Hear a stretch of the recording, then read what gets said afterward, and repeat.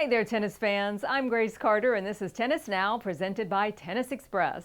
Tennis Express, order today, and it ships today. The most powerful rally of the 2022 Australian Open isn't taking place on the tennis court. It is happening in the political arena. Victoria Premier Daniel Andrews has announced that the state of Victoria is shutting the door to unvaccinated players entering Melbourne for the 2022 AO tournament. Andrews says the only way unvaccinated players are legally allowed to enter Melbourne is if the state of Victoria applies for travel exemptions for those players. And he doesn't plan to do that. Therefore, case closed. No entry for unvaccinated tennis players. Andrews says it's the right thing to do for the vaccinated citizens of Victoria. And he says that pretty much resolves the issue. He says it comes down to two things. First of all, safety for all Victorian citizens who have endured some of the most severe lockdowns on the planet, pretty much. Melbourne's sixth lockdown ended only earlier this month, but that applies only to fully vaccinated adults. Secondly, fair play. He says it is simply not fair to require all AO staff, security, maintenance, fans, ball kids, anybody 12 and above to be fully vaccinated and then allow unvaccinated players from all over the world to walk in and break that safety bubble.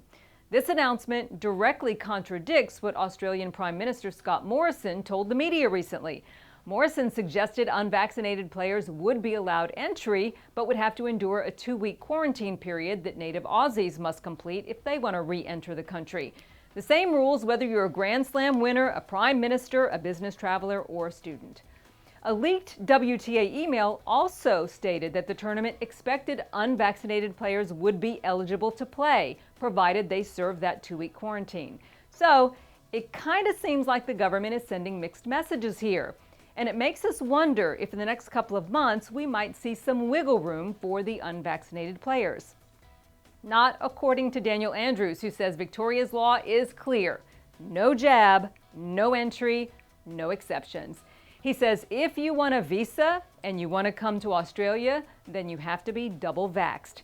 Andrews' announcement may be a massive blow to the AO field. 9-time champ Novak Djokovic may decide to skip the event. And remember, he would be playing for history, a 21st Grand Slam title. Djokovic has all along declined to share his vaccination status, calling it a personal decision.